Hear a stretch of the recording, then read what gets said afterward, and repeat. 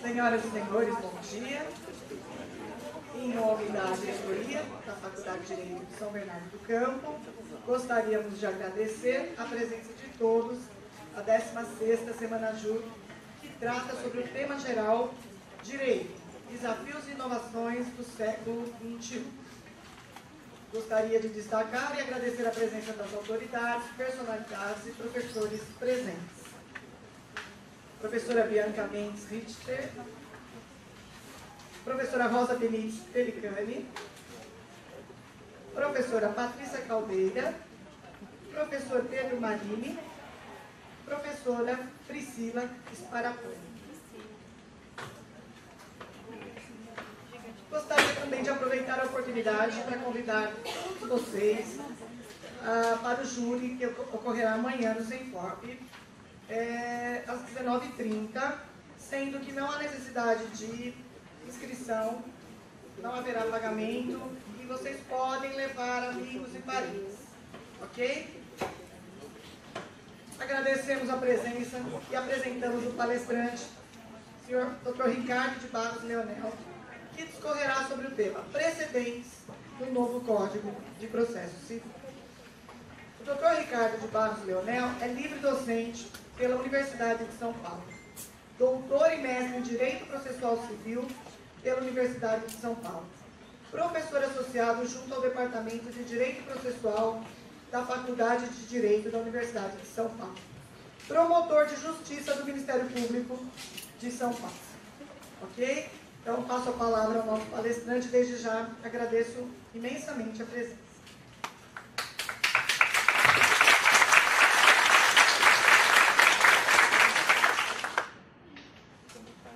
Antes de mais nada, meu bom dia a todos e a todas.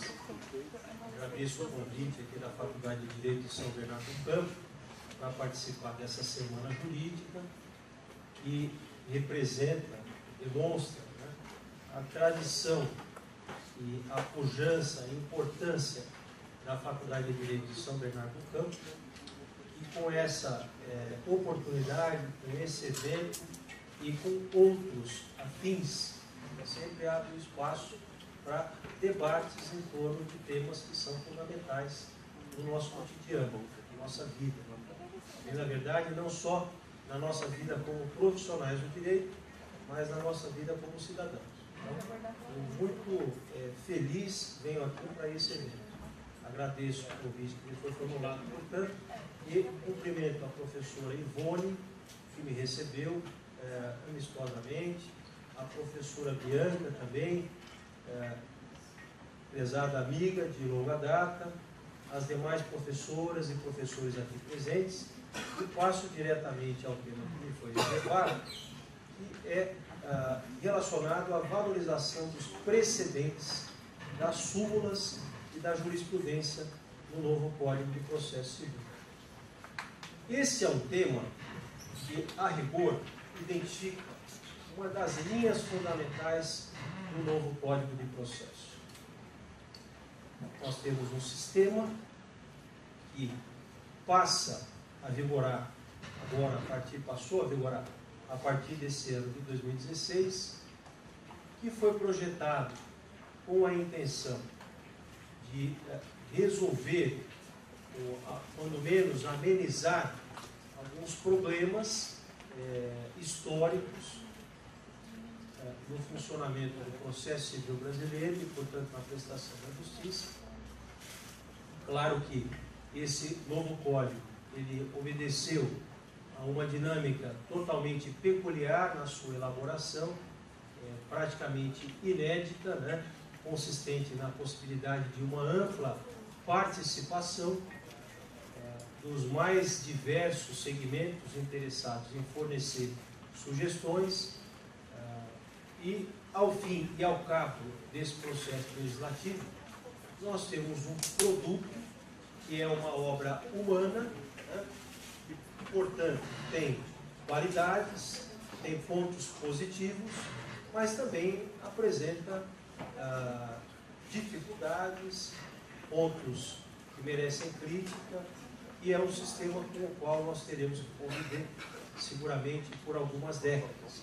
Então, o que eu tenho dito, quando eu tenho tido a oportunidade de falar desse assunto, é o seguinte: nós temos que tentar extrair desse novo sistema aquilo que ele pode oferecer de melhor, procurando compreendê-lo e interpretá-lo de modo a extrair dele verdadeiramente o seu melhor potencial, sabendo que é uma obra humana e que possui também as suas imperfeições. Tá? Então, eu gostaria de lembrar, indo diretamente ao assunto e destacando no momento inicial, que é indispensável para compreender esse tema, precedentes no novo Código de Processo Civil, estudá-lo à luz da ideia de precedentes, também à luz de novos institutos ou modificações do procedimento no novo Código de Processo relacionados à valorização dos precedentes, e também à luz da motivação das decisões judiciais, que foram 3 eixos fundamentais que o legislador levou em consideração para fazer essas modificações. Então, precedentes, institutos que nós podemos indicar como casos modelo de julgamento e motivação. Foram os 3 mecanismos, os 3 tipos de institutos que foram configurados pelo novo Código para tentar dar uma nova feição para a nossa realidade. Lembremos ainda, antes de falar desse assunto, que embora nós não tenhamos aqui a panaceia para resolver todos os problemas do mundo, a valorização dos precedentes e nos procedimentos de julgamento de casos modelo, é evidente que não se trata de uma panaceia para resolver todos os problemas do processo civil. Mas nós temos aqui uma escolha que foi feita pelo legislador, ainda antes de abordar o tema propriamente, em torno de caminhos a seguir. Eu gosto de lembrar, pensando nesse assunto, o seguinte: que um pouquinho antes da aprovação do Código de Processo, alguns anos antes, nós tivemos uma proposta de elaboração de uma nova lei da ação civil pública, que foi o projeto de lei 5.139 de 2009. Naquela oportunidade, se pretendia dar uma nova configuração para o processo coletivo que o tornasse apto a funcionar melhor, porque o nosso sistema de processo coletivo é muito bom, mas ele ainda comporta aprimoramentos. E, em razão de uma série de dificuldades na tramitação daquele projeto, e eu até peço respeitosamente licença para dizer, alguns preconceitos em relação a inúmeros assuntos que foram veiculados naquela proposta e o modo de solução de inúmeros problemas, aquele projeto acabou não seguindo até o seu fim e não sendo aprovado. Ele foi rejeitado por uma pequena margem de votação contrária na Comissão de Constituição e Justiça da Câmara dos Deputados. O então relator, deputado Antônio Carlos Biscaia, viabilizou um recurso contra a rejeição daquele projeto para o plenário da Câmara, e esse recurso não foi examinado até hoje, e certamente não será, porque o exame ou não de um recurso contra a rejeição de um texto numa comissão da Câmara é um ato basicamente político. A mesa da Câmara tem que deliberar por determinar o exame daquele recurso. Isso dificilmente ocorrerá. Mas aquela linha era uma linha de solução, ou seja, fortalecer, aprimorar o processo coletivo, que já funciona bem, tem inúmeros pontos positivos, mas também tem lacunas que mereceriam aperfeiçoamento. Era uma linha muito boa de trabalho. Essa linha não avançou por razões políticas. E aí veio a ideia de elaborar um novo Código de Processo Civil. E o novo Código de Processo Civil decidiu, ou seja, a comissão que elaborou o anteprojeto e, ao fim, o legislador, decidiram por não enveredar no campo do processo coletivo, porque haveria, possivelmente, dificuldade política de aprovação. O que fez o legislador, então, não entrou no campo do processo coletivo, mas tentou fortalecer outros mecanismos que, de algum modo, acabam tutelando coletivamente interesses relacionados a situações que se repetem na vida das pessoas e assim por diante. E neste campo, então nesse caminho escolhido pelo legislador, nós encontramos justamente a valorização dos precedentes e os procedimentos relacionados ao julgamento de casos modelo. Tá? Estou me referindo ao incidente de resolução de demandas repetitivas, ao procedimento do recurso especial e do recurso extraordinário em casos repetitivos, tá? E também, embora não se trate de caso repetitivo, ao chamado incidente de assunção de competência. Tá? Essa foi uma principal linha de trabalho do legislador. Tá? Então, se alguém me perguntasse, olha, o que verdadeiramente mudou do sistema antigo para o sistema novo? Claro que houve inúmeras mudanças de aspectos dos institutos, né? Detalhes dos institutos. Mas o que verdadeiramente mudou no sistema novo, do ponto de vista de uma análise geral fundamental? Eu diria, a valorização dos precedentes, os procedimentos de julgamento de casos modelo, essas foram linhas fundamentais da mudança. Tá? O restante é o que nós já conhecemos, com alguma alteração, com alguma modificação, com algum aperfeiçoamento. Tá? Então, esse é o contexto da relevância desse tema, num país como o nosso, né, na nossa tradição, que não tem verdadeiramente na sua cultura, na sua tradição histórica, de um modo verdadeiramente destacado, essa cultura de valorização dos precedentes. Então, é essa nova realidade que nós temos que enfrentar. Nós conversávamos pouco antes aqui do início, a professora Ivone estava comentando um caso importante julgado pelo STJ, é essa nova realidade que nós temos que enfrentar e vai fazer seguramente com que nós tenhamos que modificar o nosso modo de trabalhar. Então, indo ao tema, para não falar mais do que as 2h30 que eu preparei hoje para a exposição, essa foi uma piada. Vou tentar ser breve. Podem dar risada, né? Por favor, isso também é uma piada. Eu gostaria de dizer o seguinte: nós costumamos a pensar nesse tema, lembrando sempre da distinção entre civil law, ou seja, direito estatutário, que é a nossa tradição, e common law, que não é da nossa tradição, que tem a ver com o direito não estatutário, ou não prevalentemente estatutário, né, que se baseia naquela máxima latina, stare decisis e non quieta movere, ou seja, respeitar aquilo que já foi decidido e não deve ser modificado. São duas linhas, dois sistemas, duas características diferentes de funcionamento do ordenamento jurídico. O nosso, que é o sistema filiado à tradição do direito europeu continental, do direito estatutário, que se baseia sempre na positivação dos atos normativos, e um outro sistema, que é o sistema não estatutário, que se baseia no direito costumeiro. O que não significa dizer que entre nós não existe costume e que num sistema de common law, cujos principais exemplos, embora não os únicos, são o direito do Reino Unido e o direito americano, não os únicos, que se baseia num sistema de costumes, mas não dispensa também a existência dos estatutos. O que acontece? De tempos para cá, embora isso não seja um fenômeno inteiramente novo, mas de tempos para cá, por uma série de razões, acaba ocorrendo um mecanismo, um movimento, melhor dizendo, de interação e de interferência e influência recíproca entre os sistemas. Isso se torna cada vez mais evidente. Isso tem a ver com globalização, com a transcendência também dos fenômenos culturais, e nós temos alguns exemplos disso, como, sempre lembrados pela doutrina, o professor Barbosa Moreira, José Carlos Barbosa Moreira, há mais de 15 anos já apontava isso.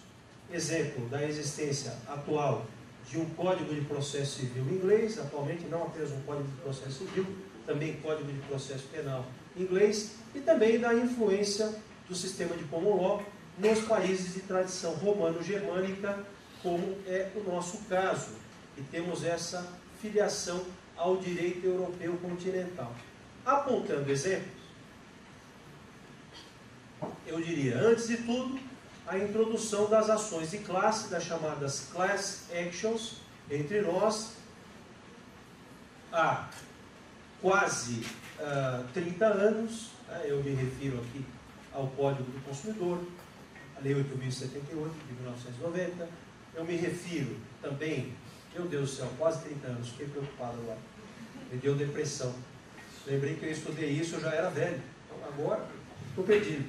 Então vejam só, Lei 7.913 de 1989, que trata da defesa dos investidores do mercado de valores imobiliários. Então vejam, são exemplos da adoção do mecanismo das chamadas ações de classe entre nós, que é um mecanismo cuja principal vivência é uma vivência do sistema de common law.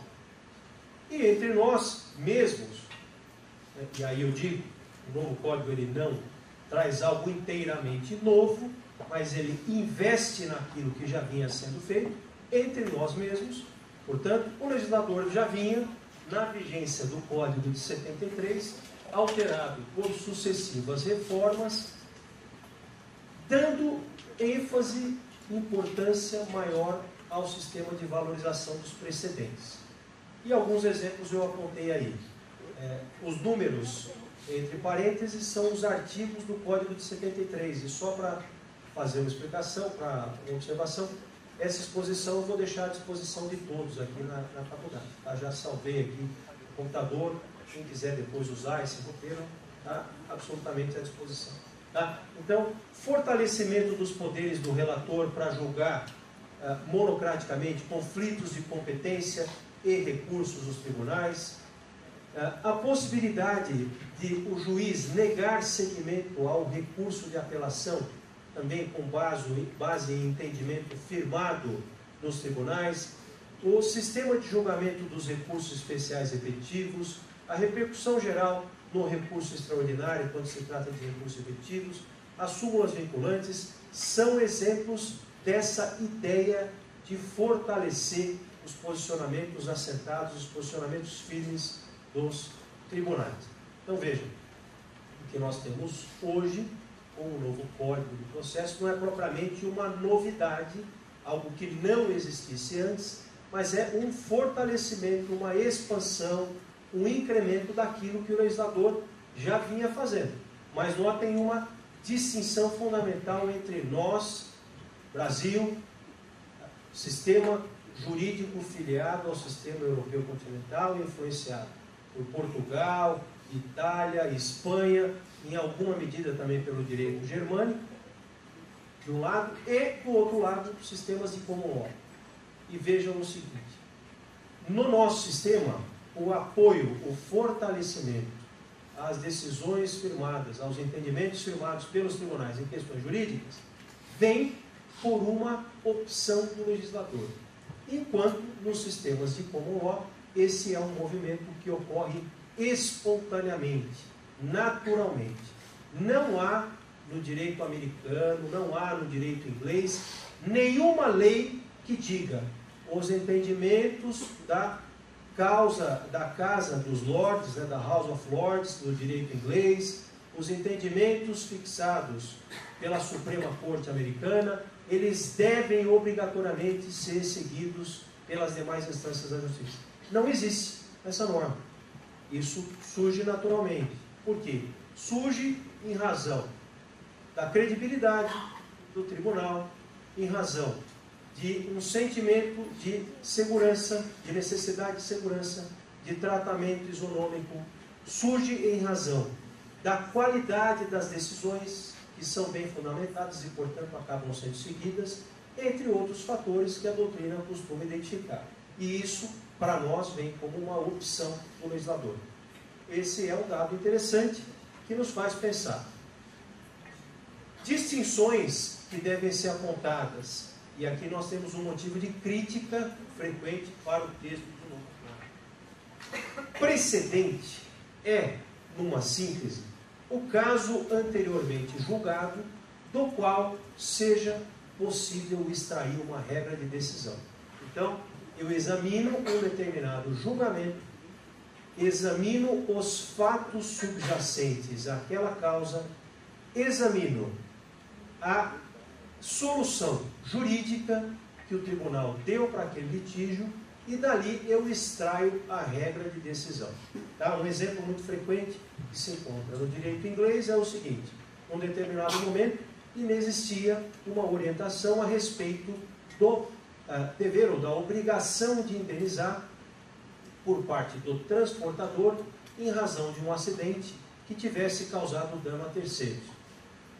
O tribunal competente examinou aquele caso, examinou as circunstâncias do caso, examinou a ausência de norma expressamente tratando aquele tema e chegou à conclusão, identificou, portanto, na sua construção lógica, um fundamento para dizer, olha, esse transportador é responsável por reparar danos causados em razão da sua atividade. E aí se extrai a regra de decisão. Né? Ou seja, naquele conjunto de circunstâncias, quem exerce uma atividade empresarial, como por exemplo a atividade de transporte, é civilmente responsável por indenizar terceiros que sofram dano em razão daquela atividade. Então essa é a regra de decisão que foi tirada do caso. E aquele caso concreto é o precedente. Então o precedente, o que importa nele é a regra de decisão.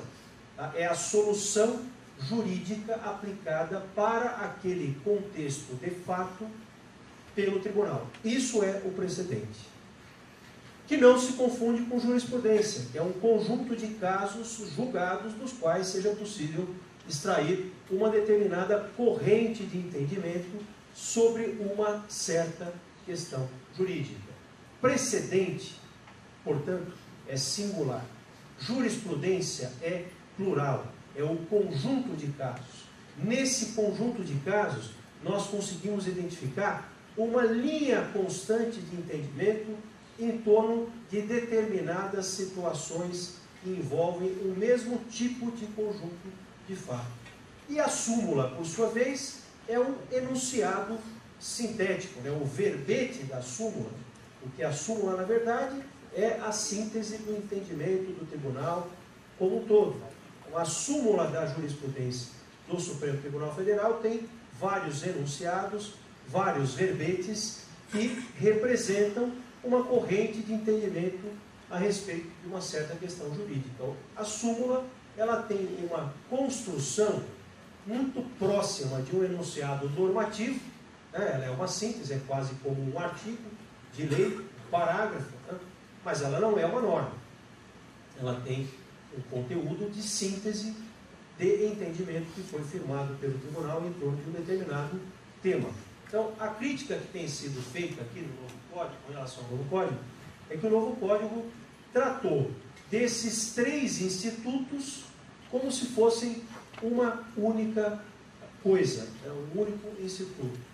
Na verdade, não são por esses conceitos que eu acabei de apresentar, procurando sintetizar o que vem a ser cada um deles. Então, o que se afirma é, o código deveria ter tratado de cada um deles de um modo diferente, ou deveria ter prestigiado apenas um deles e não todos. Não dá para pensar e operar do mesmo modo com relação a precedente, súmula e jurisprudência, mas nós podemos, aquele esforço, como eu disse, nós vamos ter que conviver com o novo código. Então vamos tentar interpretá-lo de modo a tirar dele o melhor potencial de trabalho e de resultado. Então nós podemos buscar uma interpretação que conjugue bem e dê operacionalidade para esses institutos. E aqui eu aproveito para fazer um parênteses. Tanto o Código de 73 como o Código de 2015, eu já disse e repito, tem méritos e tem defeitos. Se eu pudesse sintetizar, eu diria o seguinte: o Código de 73 ele foi mais científico, tá? Porque ele foi elaborado por uma única pessoa, pelo professor Alfredo Bussaid, e portanto ele tem, pelo menos tinha, né, na sua redação originária, acabou se sujeitando a dezenas de alterações, ele tinha uma linearidade conceitual uma homogeneidade muito evidente, um equilíbrio muito grande. Mas, ao final, ele era um código feito para o seu tempo, as exigências do ponto de vista prático, as necessidades contemporâneas se tornaram diferentes e ele acabou ficando, de certo modo, eu não diria obsoleto, porque essa é uma expressão, um adjetivo que parece ofensivo, né? Mas eu diria, ele ficou em alguma medida defasado e precisava, se não uma mudança, pelo menos complementações, né? O novo código, pelo modo como foi elaborado, ele é menos científico do que o código de 73.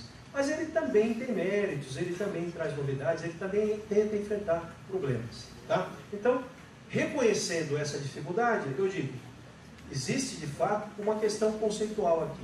Mas isso impede que esse sistema venha a funcionar? Não. O que pode impedir que esse sistema venha a funcionar é o seu mau uso, né? E aí eu me lembro de uma frase que o professor José Joaquim Dalmon de Passos, saudoso professor baiano, né? E como todo baiano poeta, ele dizia o seguinte: o problema não está na lei, está no coração do homem, né? Ou seja, é necessário que nós utilizemos bem a lei. Se nós fizermos isso, ela pode trazer bons frutos. Para trabalhar com a ideia de precedentes, e agora eu passo a usar a expressão precedentes no sentido amplo, no sentido lato, menos preciso, porque aquela distinção que eu fiz no slide anterior era uma distinção absolutamente conceitual. Eu diria, precedentes em sentido estrito, eu posso distinguir de jurisprudência e de súmula. Mas o código e a doutrina vem usando agora essa ideia de precedentes no novo sistema processual num sentido amplo, de sorte a contemplar tanto a súmula, a jurisprudência, como os precedentes em sentido estrito. Então, para trabalhar com esse sistema, nós temos que mudar a nossa mentalidade. Nós, até então, estávamos habituados a fazer o seguinte: olha, jurisprudência, eu recorto a ementa, né, colo lá na minha manifestação e digo, olha, está aqui a jurisprudência consolidada do tribunal. Você vai ver, às vezes tem um acórdão naquele sentido, né? Pior do que isso, trecho de voto. Pior do que isso, trecho de voto vencido, né? Pega lá um trechinho do voto vencido e diz, olha, o entendimento do tribunal é nesse sentido. Com todo respeito, né, com a devida vênia, não é isso, né? Não é assim. Já estava fora de contexto, esse não era o modo, nunca foi o modo de se trabalhar com jurisprudência. Tá? Idem, súmula, né? A mesma coisa. Eu simplesmente lanço a súmula lá na minha manifestação, ou o juiz, né, na sua decisão, e não explico por que ela se aplica ali, se o caso examinado tem a ver com os precedentes que foram julgados para dar margem à elaboração da súmula e assim por diante. Outro exemplo ruim, e aí pior, deletério, prejudicial, apto a causar dano porque é praticado por vezes pelos tribunais. Ou seja, o tribunal edita uma súmula com base num obter dictum, né, numa questão examinada colateralmente num determinado julgado, sem que haja quórum, às vezes, para afirmar aquele entendimento, sem que a questão tenha sido explorada adequadamente, sem que aquele entendimento represente efetivamente o entendimento do tribunal naquela matéria. Então, também ruim essa posição, porque digna, apta a causar dano ao sistema jurisdicional. Então, vejam, eu estou apontando aqui algumas situações que mostram o seguinte, eu tenho insistido nisso e vou repetindo isso ao longo da conversa, sempre que eu posso falar desse assunto. O problema não está no sistema em si. O sistema ele pode ser bom ou ruim a partir do uso que dele se fizer. Tá? Então, para trabalhar com precedente, isso vale tanto para precedente em sentido estrito, vale para jurisprudência e vale para a súmula. Eu tenho que identificar a ratio decidendi, a regra de decisão, e para fazer isso, eu tenho que examinar as circunstâncias do caso concreto, eu tenho que verificar naquela decisão o que é obter dictum, ou seja, elementos secundários da decisão, afirmações que são feitas no julgamento, que não interferem no resultado final do caso, né? Com ou sem elas, o resultado do julgamento seria o mesmo, tá? Então, elas não importam. Eu tenho que desenvolver a habilidade de fazer o distinguishing, ou seja, a diferenciação entre o caso atual, o caso que vai ser examinado, e o caso que foi antes examinado, no qual foi fixada a regra de decisão. Eu tenho que aprender a trabalhar com o overruling, ou seja, com a superação do precedente, e isso o tribunal deve fazer, está autorizado a fazer, que é, no caso futuro, examinar novamente aquele quadro de fato, né, para chegar à conclusão que aquela solução que foi atribuída a um caso anterior, hoje não mais prevalece. Mas é óbvio que quando o tribunal faz isso, ele tem que justificar. A professora Ivone estava falando do caso da correção de poetagem, perdão. Ele estava dizendo, olha, o tribunal simplesmente mudou de posição, desconsiderou toda a jurisprudência e o entendimento que ele tinha antes. Então, essa é uma situação que pode ocorrer, mas que o tribunal tem que justificar, né? Então, eu costumo dizer o seguinte, falo jocosamente, né? Não pode ser simplesmente pelo sabor do vento, né? Pelo humor, pelo dia, né? Então, ou pela mudança de composição da turma julgadora, né? Então, muda a Câmara, muda a sessão lá no Tribunal Superior, né, na composição. Então, julgava-se de um jeito, aí vem um juiz novo, um ministro novo, eu não concordo, julgo desse jeito. Ele pode até julgar de outro jeito, mas ele tem que justificar, quer dizer, olha, o que levou o tribunal a essa mudança de orientação. Então, essa é uma crítica que às vezes se faz também, né? Sistema de precedentes provoca a estratificação do pensamento jurídico, né? Ou seja, os juízes não podem mais pensar, são escravos do que diz o tribunal, o próprio tribunal ele vai se tornar um escravo do passado, né, e um déspota do futuro, né? Então, vejam, em termos, né, é possível mudar? Sim, mas a mudança tem que ser responsável, com justificação. E para isso tem que se trabalhar com a ideia de possibilidade de superação. Esses são elementos, né? Então, ratio decidente, obter dictum, possibilidade de diferenciação e de superação são elementos fundamentais para trabalhar com esse sistema, para dar a ele mobilidade, mas uma mobilidade previsível, responsável, compreensível, de modo a não causar dano, mas sim bons resultados. Então, um sistema de precedentes, num quadro em que a cultura jurídica é habituada a trabalhar com esse sistema, que já se educou a trabalhar com esse sistema, é um quadro extremamente positivo, porque ele propicia, de fato, segurança, equilíbrio, previsibilidade, flexibilidade para superar entendimentos que tenham se tornado obsoletos e assim por diante. Mas desde que nós, todos nós, e aí eu digo também o seguinte, não é só cobrar dos juízes, né? Os juízes têm que, o Tribunal Superior tem que trabalhar de modo mais adequado, os votos têm que ser mais consistentes no exame dos casos, não se pode mudar de posição livremente, os julgadores, os ministros, monocraticamente, os ministros ou desembargadores, monocraticamente, têm que seguir a posição do colegiado, tudo isso está correto. Mas eu digo, em termos, né? Nós temos que também fazer a nossa parte. Então nós, na advocacia, no Ministério Público, na Defensoria, nas Procuradorias, nós também temos que atuar em consonância com esse novo sistema. Aí eu digo brincando, ó, recurso por teimosia não vale mais, né?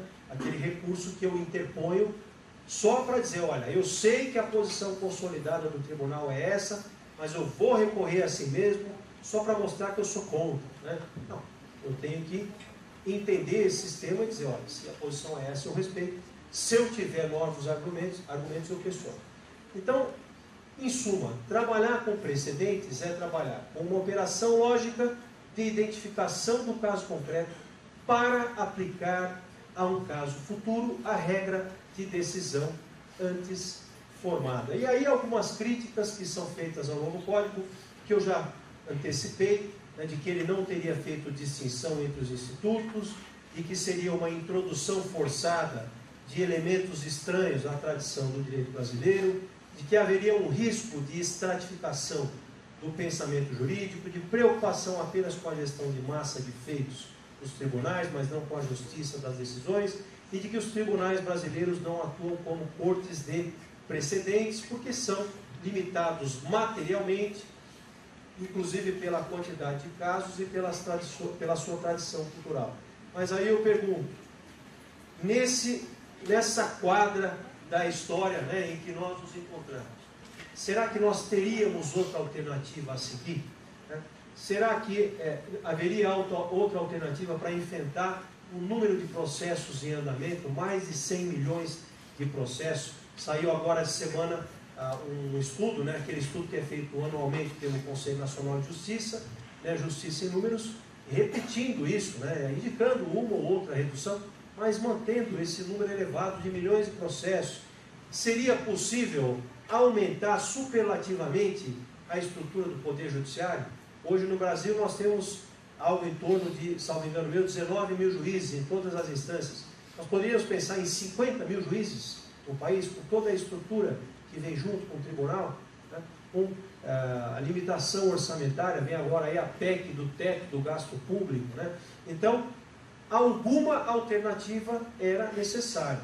Num país como o nosso, em que as pessoas adquiriram uma consciência da cidadania dos seus direitos após 1988, em que a Constituição ela assenta, né, o nosso Constituinte constitucionalizou incontáveis e infindáveis direitos. Então, o movimento natural social é buscar o acesso à justiça. Então, a justiça tem que encontrar alternativa para essa litigiosidade. Uma alternativa possível era aquela da expansão, do fortalecimento, da reestruturação, do aprimoramento do processo coletivo, que não vingou. Então, o legislador procurou um outro caminho. Vamos ver se vai funcionar ou não. E uma crítica que eu ouço muito, aliás, eu nem coloquei na exposição porque é um aspecto paralelo, mas eu gostaria só de rapidamente pontuar. Seria sobre a inconstitucionalidade da vinculação prevista no novo Código de Processo aos precedentes, por parte dos juízes e dos tribunais. Então, a crítica que tem sido feita por inúmeras pessoas, com argumentos absolutamente respeitáveis, é no seguinte sentido: olha, é inconstitucional esse sistema de vinculação aos precedentes, porque isso dependeria de autorização constitucional. O legislador não pode criar essa vinculação do juiz. É um caso julgado anteriormente, então isso é inconstitucional, dependeria de emenda constitucional. Tá? Isso viola a autonomia dos juízes no exercício da sua função, né, a sua independência funcional, e mais um ou outro argumento aí nessa linha. Tá? Além do apontamento de problemas práticos no funcionamento do sistema. Problemas práticos, eles podem ser superados com a evolução cultural. Então, eu fico só na crítica da inconstitucionalidade. Não me parece, com o devido respeito, que seja inconstitucional por algumas razões. Primeiro, quando o legislador, o constituinte derivado, mudou a Constituição para falar do efeito vinculante das decisões proferidas pelo Supremo no controle concentrado de constitucionalidade, foi a emenda constitucional número 3 de 1993, que acrescentou o parágrafo 2º ao artigo 102 da Constituição, para dizer que a decisão proferida pelo Supremo em ADIM é vinculante. A Constituição foi mudada para fazer com que essa decisão fosse vinculante, não para os juízes, mas para os órgãos do Poder Executivo, porque as decisões do Supremo já eram vinculantes para os juízes. Ninguém questionava isso. Então, a mudança da Constituição foi para torná-las vinculantes em relação aos juízes. Súmula vinculante, idem, né? Porque a súmula vinculante também foi introduzida na Constituição, mas o que me parece legítimo dizer é que o principal motivo da adoção da súmula vinculante como mecanismo constitucional foi o estabelecimento desse efeito vinculante para órgãos externos ao Poder Judiciário, em respeito ao princípio da separação de poderes. Né?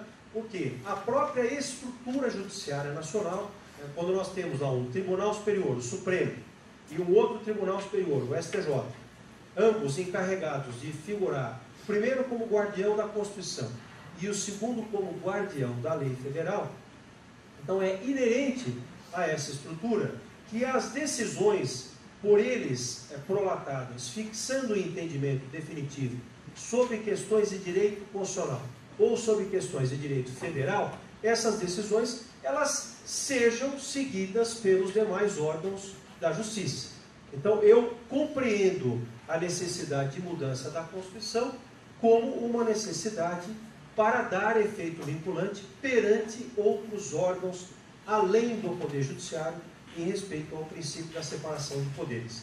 Portanto, reconhecer-se uma eficácia vinculativa dos entendimentos a respeito das questões de direito para as demais instâncias, então numa vinculação vertical, e para o próprio tribunal, para os seus órgãos julgadores, para os seus integrantes ou colegiados menores, numa vinculação horizontal, no meu modo de ver, isso é inerente à própria estrutura do Poder Judiciário. Tá? Então, se é do Supremo a competência para fixar o entendimento sobre a Constituição, se é do STJ a competência para fixar o entendimento sobre a lei federal, é natural que o entendimento fixado por ele seja respeitado pelas demais instâncias, porque a competência para dar a palavra final naquela matéria é daquele tribunal. Né? E nas instâncias locais, do Tribunal de Justiça local, do Tribunal Regional Federal, a competência para fixar o entendimento sobre questões de direito dentro da sua área de competência, dentro do seu território, é do tribunal. Então é natural que isso seja seguido pelos demais órgãos, numa visão horizontal do próprio tribunal, ou pelos demais juízes e instâncias inferiores, numa visão vertical. Então, esse argumento já põe em dúvida a questão da inconstitucionalidade, alegada inconstitucionalidade dessa vinculação, que, embora não declaradamente, ela está no código, como eu vou mostrar a seguir.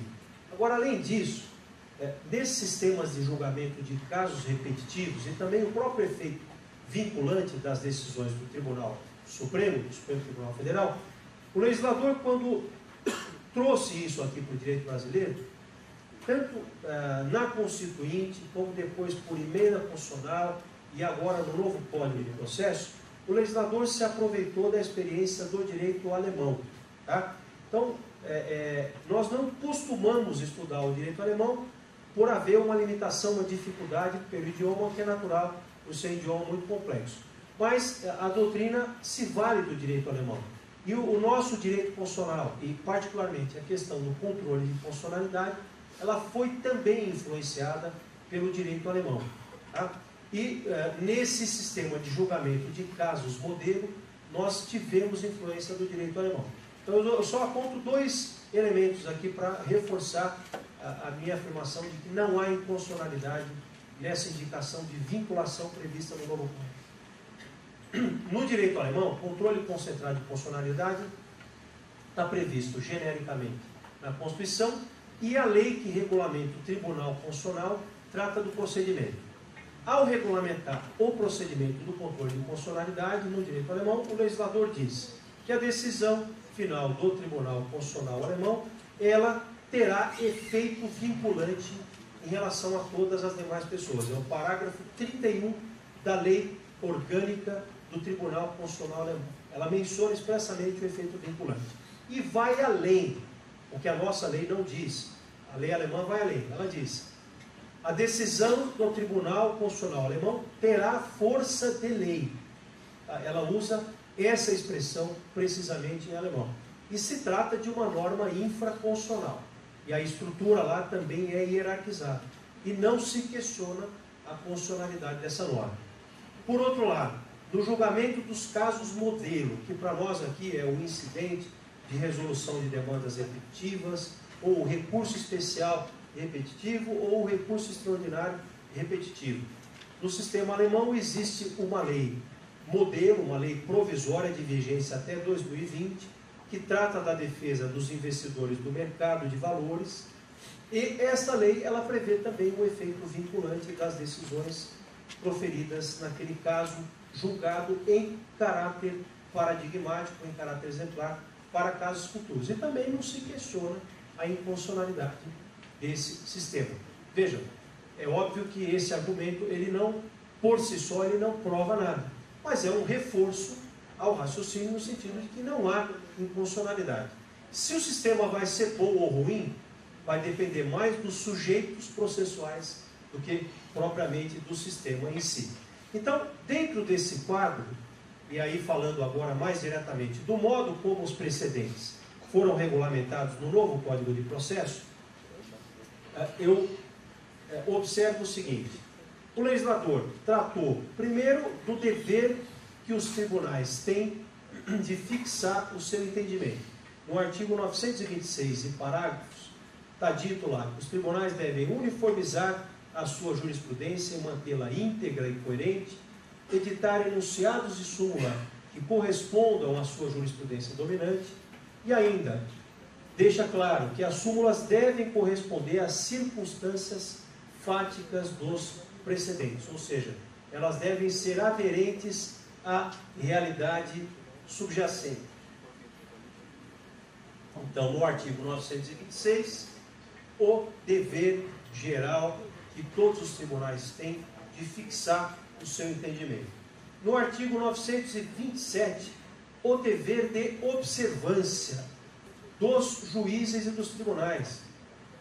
Então, vejam, é necessária mesmo uma mudança de orientação. Eu dou um exemplo recente. Vocês devem lembrar do entendimento do Supremo Tribunal Federal a respeito da execução provisória da pena privativa de liberdade. O Supremo julgando recurso ordinário em habeas corpus contra a decisão do STJ, num determinado caso, o Supremo fixou o entendimento de que era possível a execução provisória da pena privativa de liberdade. E aí, pouquíssimo tempo depois, julgando monocraticamente, 2 ministros, se eu não me engano, proferiram decisões em sentido contrário, dizendo: olha, a execução provisória da pena privativa de liberdade viola a presunção de inocência, e afirmando que não estavam vinculados, não tinham o dever de observar o entendimento fixado pelo plenário do Supremo, porque aquela decisão do plenário do Supremo que determinava a execução provisória da pena privativa teria sido proferida num processo, entre aspas, subjetivo. Processo subjetivo, processo com partes, é uma distinção que a doutrina no direito constitucional faz, e processo objetivo, processo sem partes, ou seja, ação direta de inconstitucionalidade, ação declaratória de constitucionalidade ou arguição no descumprimento do preceito fundamental. Vejam, com todo o respeito, evidentemente, ao argumento, à fundamentação utilizada no julgamento desses casos, essa visão, ela colide agora com esta nova orientação doutrinária e legislativa de que os precedentes devem vincular, tanto no plano horizontal, ou seja, se o tribunal fixou o entendimento a respeito de um tema, os seus julgadores, quando julgam monocraticamente, devem seguir esse entendimento, como também no plano vertical. Então, os órgãos inferiores da justiça devem seguir aquele entendimento. Então, é necessário realmente uma mudança, não só legislativa, mas também cultural. Então, com todo respeito àquela posição, ao entendimento, aos argumentos externados para a sua sustentação. E esse dever de observância, ele vem fixado, portanto, no artigo 927, aplica-se aos juízes e tribunais e identifica esse dispositivo as fontes do entendimento vinculante, mencionando controle concentrado de constitucionalidade, súmula vinculante, incidente de assunção de competência, incidente de resolução de demandas repetitivas, recursos especiais extraordinários repetitivos, súmulas comuns do Supremo e do STJ e a posição do plenário do próprio tribunal local.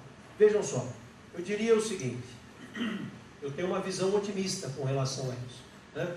Eu já fui muito criticado, já discuti várias vezes ao tratar desse assunto, mas a minha percepção é a seguinte: essas normas, elas têm um caráter educativo, tá? Por quê? Porque numa evolução cultural possível, necessária e incontornável, e não é viável imaginar que seja necessário que o Supremo Tribunal Federal examine milhares de vezes a mesma tese para dizer a mesma coisa. Não é esse o papel do Supremo Tribunal Federal. Também não é esse o papel do STJ, no recurso especial. E não é esse o papel do Tribunal de Justiça Local nas matérias que são de sua competência. Claro, o Tribunal de Justiça Local, ele, em razão do princípio do duplo grau de jurisdição, ele tem, claro, que reexaminar amplamente a controvérsia. Mas quando se trata de um entendimento sobre questão de direito, que já foi esgotado, explorado, discutido em casos anteriores e foi fixado, não faz sentido que aquele mesmo entendimento tenha que ser questionado, debatido novamente em todos os casos, a não ser que haja argumentos novos.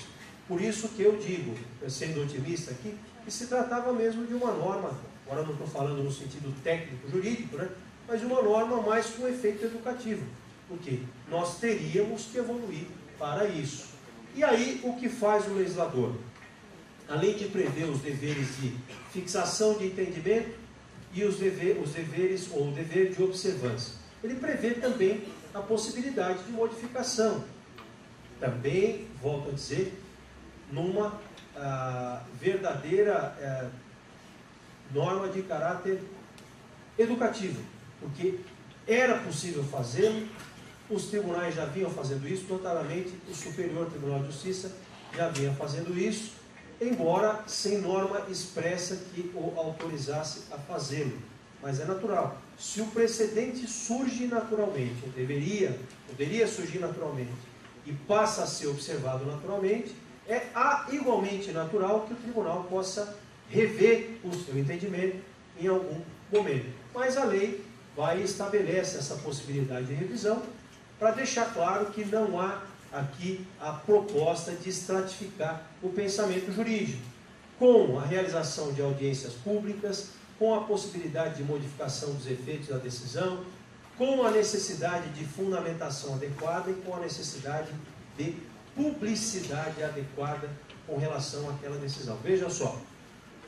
E aí, mais uma vez, o problema não está na lei, mas está no coração do homem.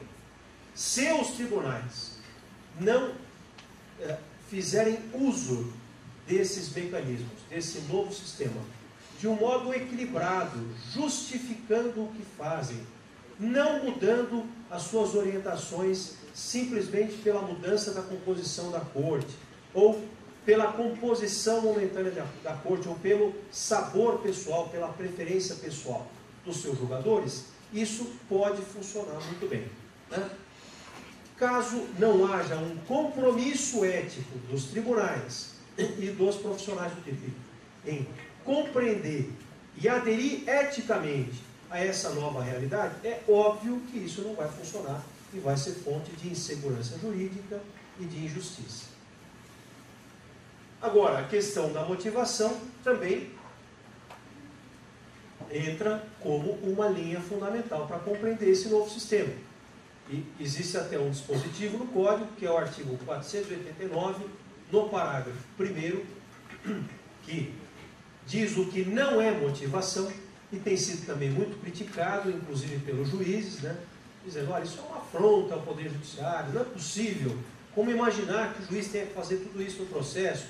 Porque o dispositivo diz, olha, não se considera motivada a decisão quando ela simplesmente indica ou reproduz ou faz paráfrase de ato normativo, mais ou menos aquela situação assim, presentes os requisitos legais ou presente a urgência e a boa fundamentação jurídica, defiro a medida de urgência pleiteada, é evidente que isso não é motivação.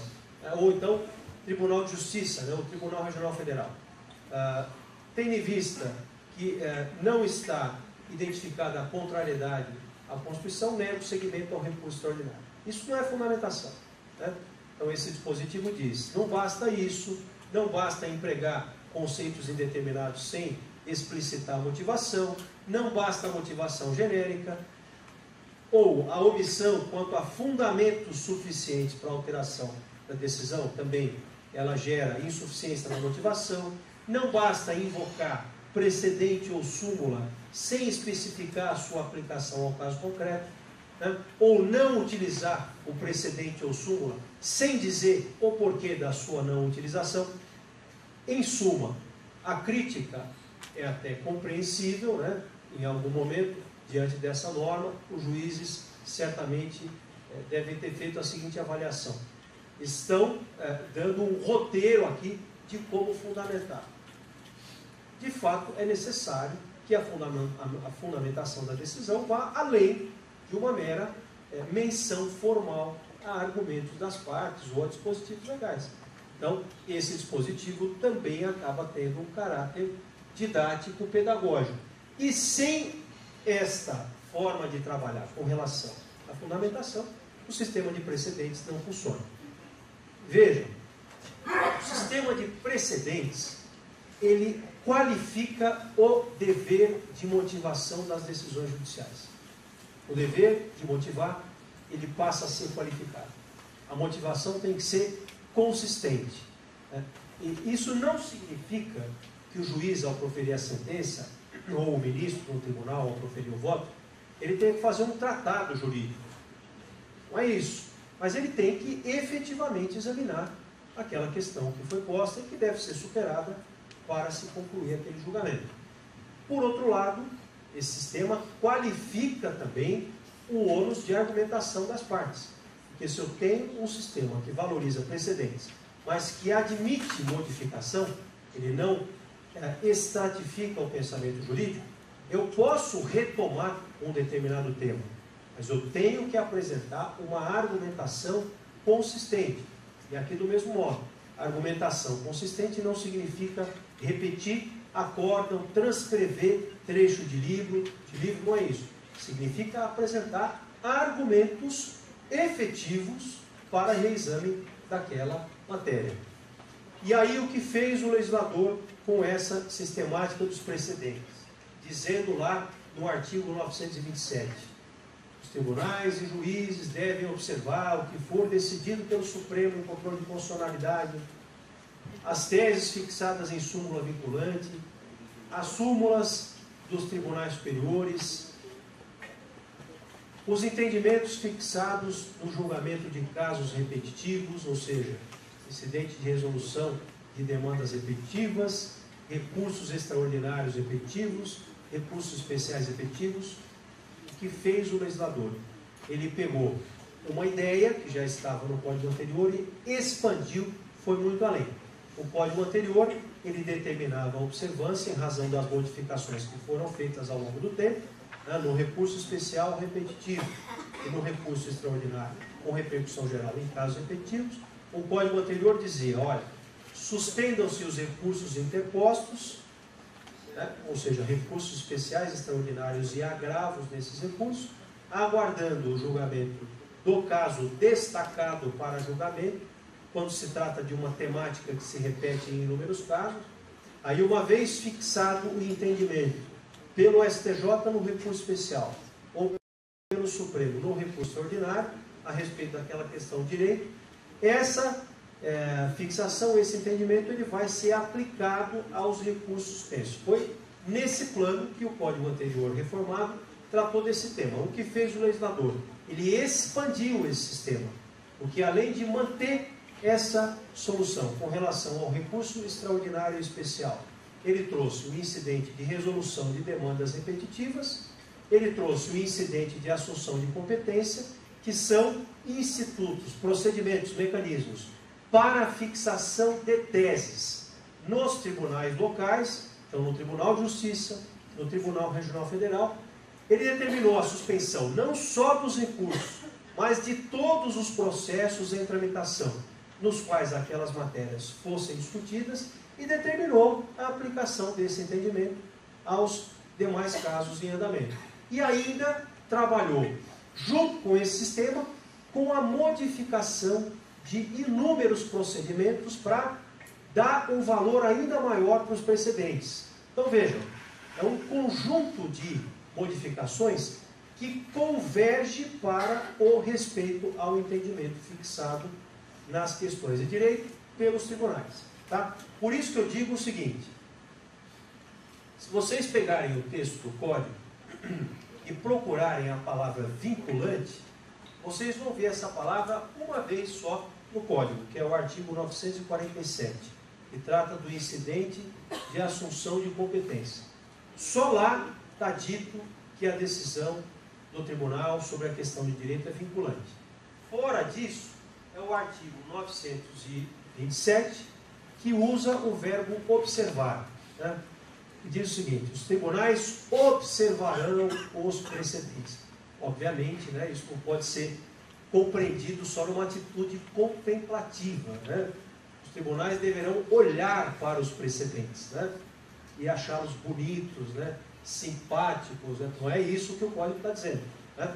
O observarão está dito lá como um dever de observância, ou seja, deverão seguir os precedentes. Olha, eu já ouvi esse argumento, tá? Uma interpretação literal do dispositivo dizendo isso. O tribunal, o juiz tem que olhar para os precedentes, tem que seguir os precedentes. Essa foi a intenção do legislador. E aí, vejam, esse dever de observância, ele por si só, em conjunto com essas outras modificações que prestigiam o valor dos precedentes, esse quadro favorece, torna inevitável o segmento do entendimento fixado pelos tribunais a respeito de questões de direito. Então é esse contexto que converge para o reconhecimento da eficácia vinculante desses procedentes. E quais são as outras modificações que o Código faz?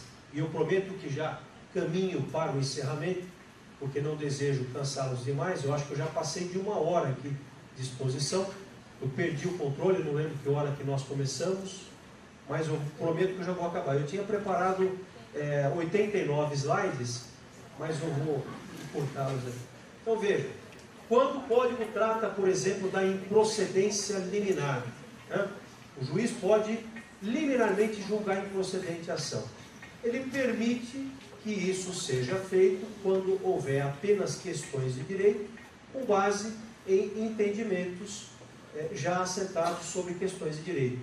Isso está no artigo 332, eu não vou ler tudo que está ali, só para ser mais sucinto.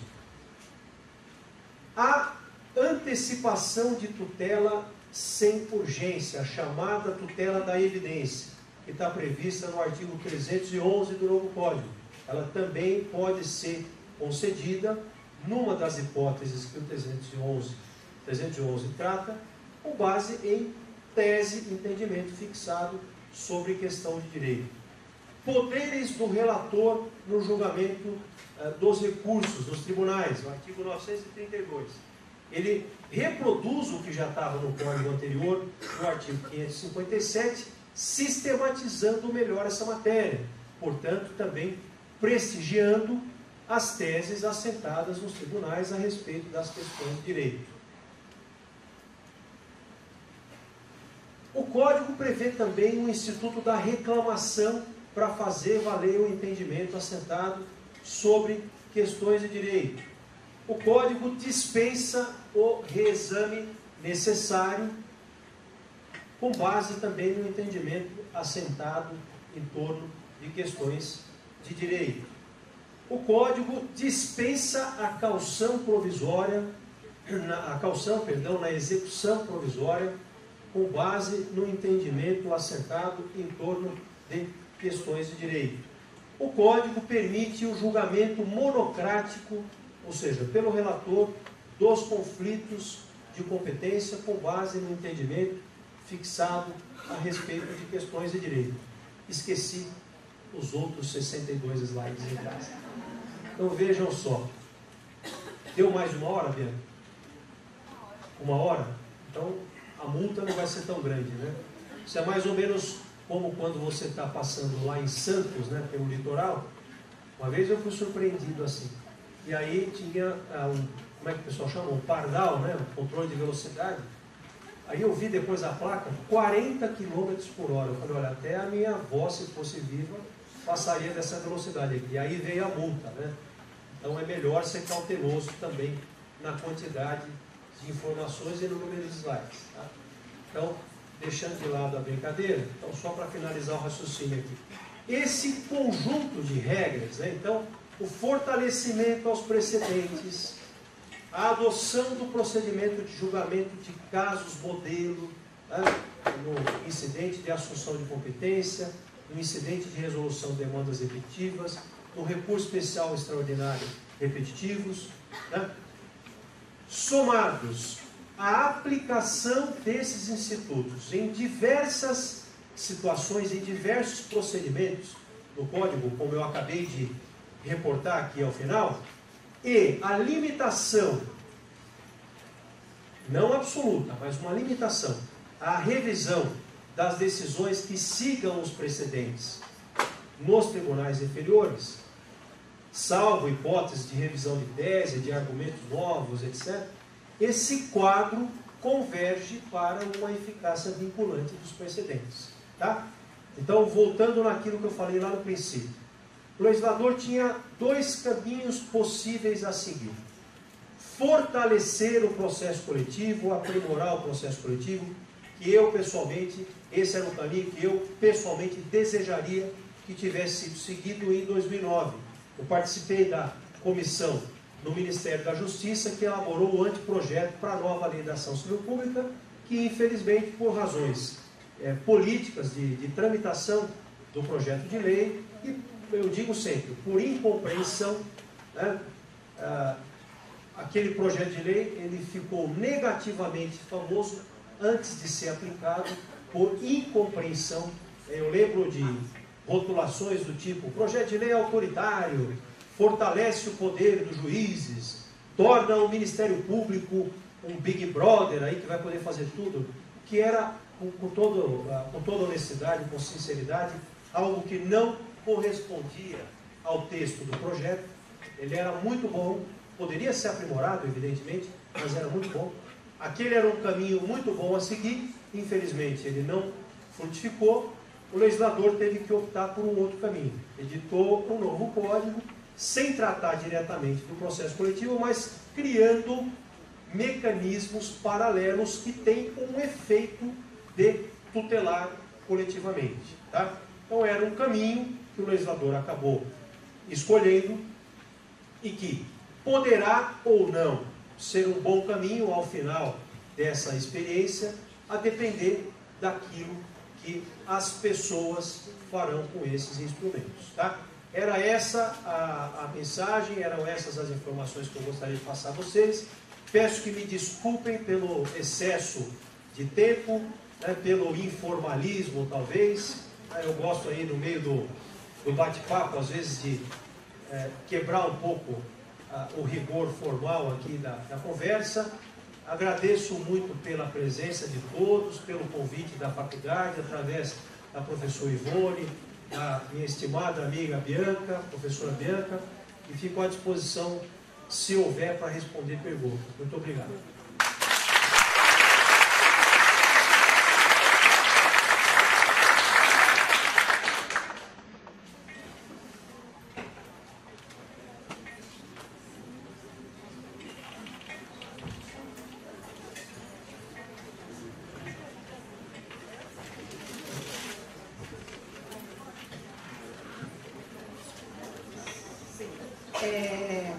Primeiramente, não vou finalizar, mas já quero agradecer ao Dr. Ricardo de Barros Leonel pela excelente palestra.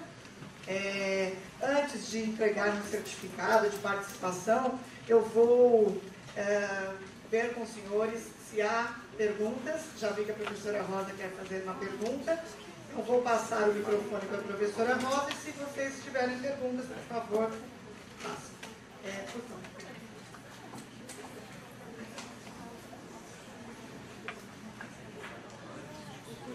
Bom dia a todos. Bom dia. Prazer conhecê-lo, doutor Ricardo. Um convite aqui feito pela doutora Bianca, a doutora Ivone.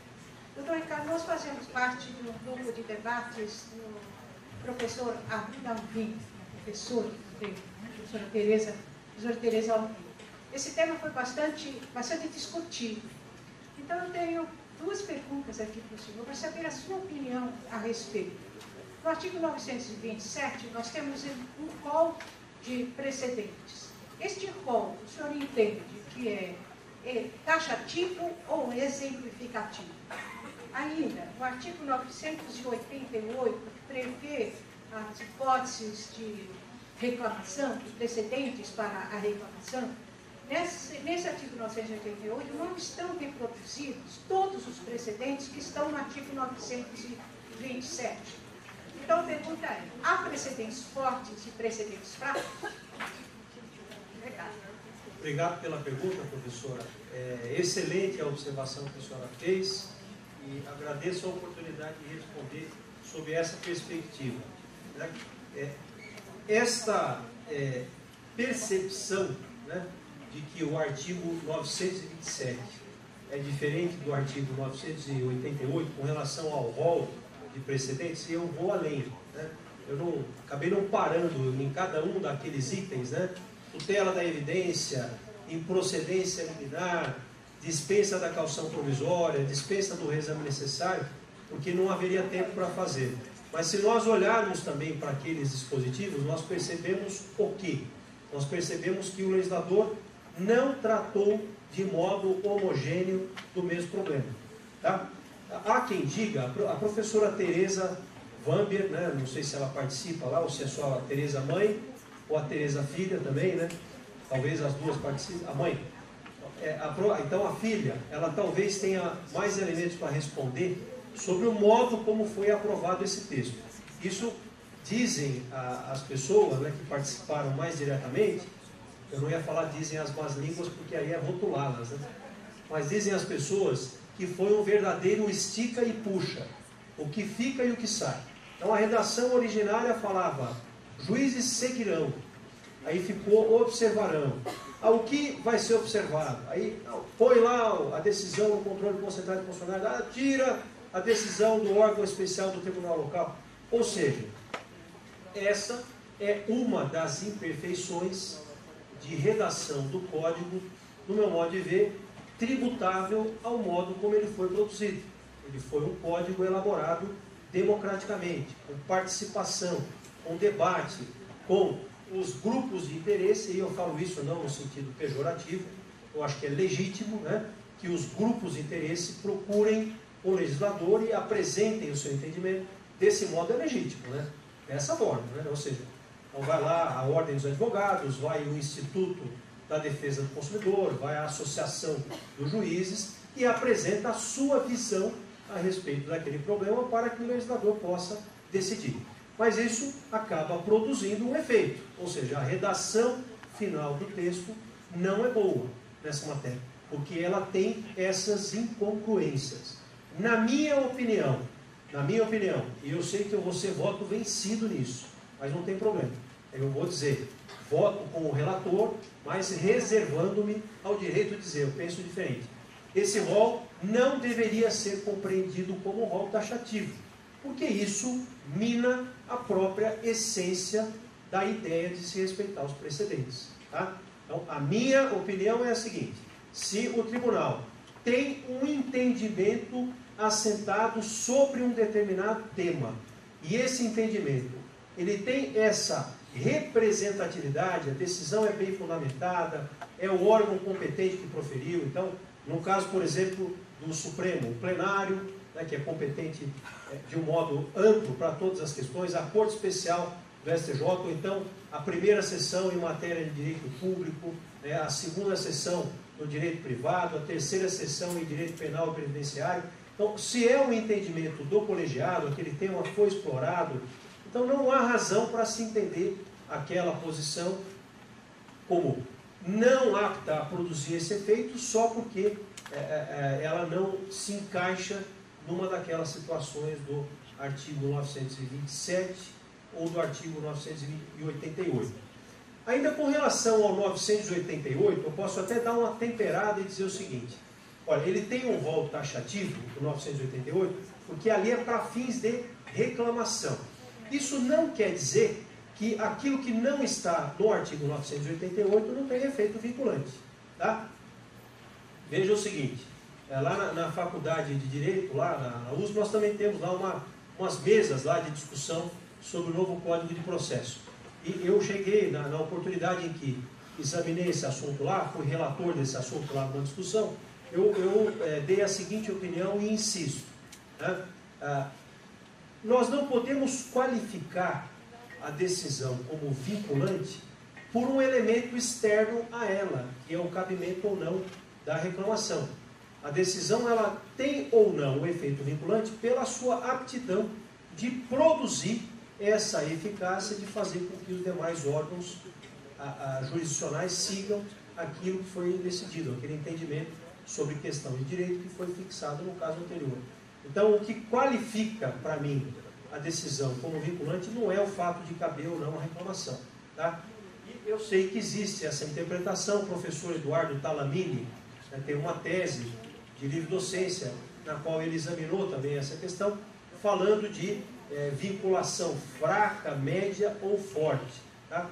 Essa é uma forma, talvez, didática que ele encontrou de explicar essa situação. Né? Mas eu abstraio dessa qualificação porque me parece dispensável fazer essa divisão. O fato é o seguinte: o sistema converge por uma série de razões, pelo dever de observância, pela aplicação dos precedentes em vários institutos, pela previsão da reclamação ou pela previsão ou pelas limitações ao cabimento de novos recursos em matéria que já foi definida pelo tribunal. Então o sistema converge para que aquelas posições, aqueles entendimentos prevaleçam ao final. E isso é, no meu modo de ver, a eficácia vinculante. Tá?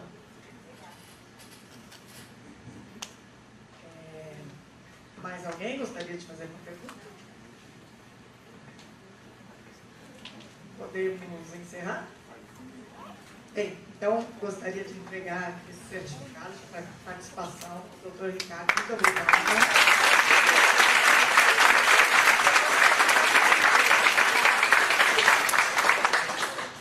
Bom, então vamos agradecer a todos, os funcionários, os professores, cuja cooperação é de grande importância para esse evento. E encerramos a palestra dessa manhã, desejando a todos uma ótima noite.